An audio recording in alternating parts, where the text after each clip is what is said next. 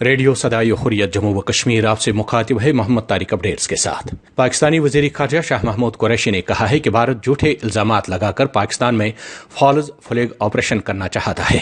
شاہ محمود قریشی نے اقوام متحدہ کی سلامتی کونسل کے صدر اور سیکرٹری جنرل کو خطوط لکھے ہیں، جن میں عالمی ادارے کو مقبوضہ کشمیر کی تازہ ترین صورتحال سے آگاہ کیا گیا ہے۔ ڈومیسائل قانون کو مقبوضہ کشمیر میں آبادی کے تناسب کو تبدیل کرنے کی کوشش قرار دیتے ہوئے کہا گیا ہے کہ بھارتی حکومت کے مقبوضہ کشمیر میں اقدامات اقوام متحدہ کی قراردادوں اور جنیوا کنونشن کے منافی ہیں۔ پاکستان کو مقبوضہ کشمیر میں بھارت کی ریاستی دہشت گردی پر شدید تحفظات ہیں۔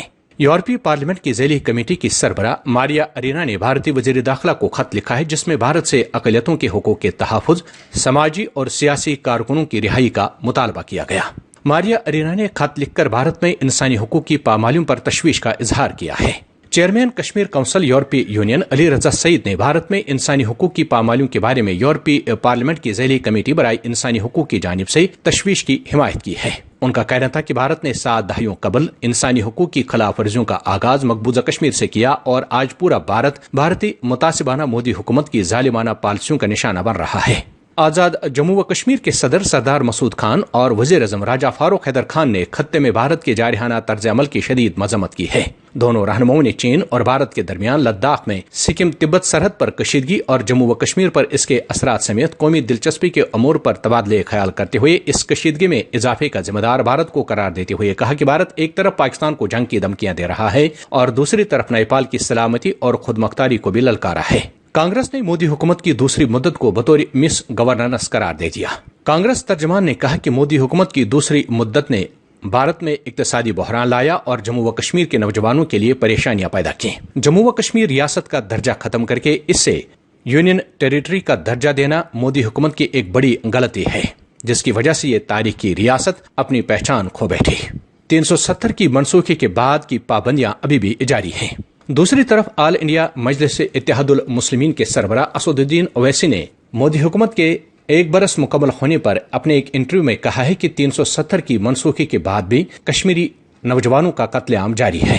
ثانیہ ولر کے 14 سال بیت گئے اور متاثرین کے زخم آج بھی تازہ ہیں۔ 30 مئی 2006 کو ہندواڑہ پبلک سکول کے بچے جیل ولر کی سیر کے لیے آئے تھے تو یہاں تعینات بھارتی بحریہ کے شیطان صفت اہلکاروں نے کشتی میں سوار بچوں کے ساتھ دست درازی کی، جس کے نتیجے میں کشتی الٹ گئی اور 22 بچے زندگی کی بازی ہار گئے۔ بھارتی فوج اور SOG دہشت گردوں نے پوشکری اسلام آباد کا آج رات 2 بجے محاصرہ کر کے گھر گھر تلاشیاں لی۔ موبائل اور انٹرنیٹ سروس معطل کرنے کے علاوہ علاقے کے داخلی اور خارجی راستوں کو سیل کیا گیا ہے۔ علاقے میں فائرنگ کی آوازیں بھی سنی گئی ہیں۔ صورتحال کشیدہ ہے۔ کائمو کولگام کے ہی وہاں پورا علاقے میں گزشتہ روز بھارتی دہشت گرد فوج نے 2 نوجوانوں کو شہید کرنے کے علاوہ ایک رہائشی مکان کو مکمل طور پر تباہ کیا ہے۔ اپڈیٹس ختم ہوئے۔ مقبوضہ کشمیر کے عوام مسلسل 300 دنوں سے بھارتی جبری لاک ڈاؤن، ظالمانہ فوجی محاصرے اور مواصلاتی رابطوں پر سخت پابندیوں کے زد میں ہیں۔ ہندو انتہا پسند مودی حکومت نے گزشتہ سال 5 اگست کے غیر جمہوری اور یک طرفہ اقدام کے بعد 9 لاکھ قابض فوج کی تعیناتی کے بعد مقبوضہ کشمیر میں RSS کے ہندوتوا ایجنڈے کو بروئے لانے کے لیے جو سخت پابندیاں عائد کی ہیں، اس سے کشمیریوں کی معیشت کو نہ صرف ناقابل تلافی نقصان پہنچا ہے بلکہ مقبوضہ کشمیر میں 300 سے زائد دنوں سے مسلسل جاری لاک ڈاؤن اور ظالمانہ فوجی محاصرے سے اشیاء خرد و نوش کی بھی شدید قلت پیدا ہو چکی ہے۔ 90 لاکھ کشمیریوں کو عملاً بندوقوں کی نوک پر گھروں میں یرغمال بنا کر پورے مقبوضہ کشمیر کو ایک کھلی جیل میں تبدیل کر دیا گیا ہے، جبکہ بھارتی قابض فوج کی قتل و غارت گری اور بھارتی جبری قبضے کے خلاف احتجاج کرنے والے کشمیریوں پر پلیٹ گن کے چھرے اور گولیاں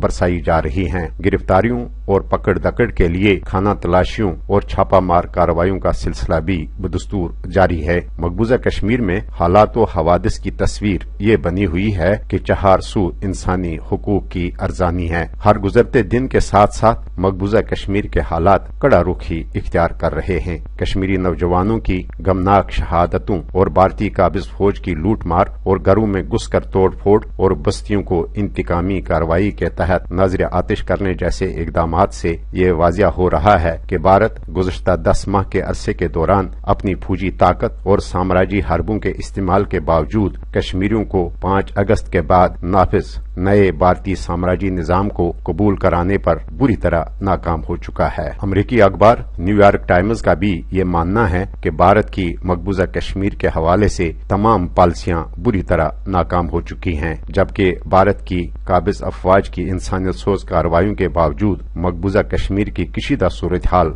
भारत के काबू में नहीं आ रही। दुनिया कुछ ही अरसे में कोरोना वायरस वबा की वजह से रजाकाराना लॉकडाउन से तंग आकर लॉकडाउन खत्म कराने के इकदामात कर रही है, जबकि मकबूजा कश्मीर के अवाम मुसलसल 300 दिनों से जायद अरसे से जारी भारतीय जबरी लॉकडाउन के बावजूद न ही भारत के 5 अगस्त के बाद नाफिज नए भारतीय साम्राज्यी निजाम को कबूल करने के लिए तैयार हैं और न ही कश्मीरी अपने हक खुद इरादत के मुतालबे से दस्तबरदार होने को तैयार हैं। तबसरा खत्म।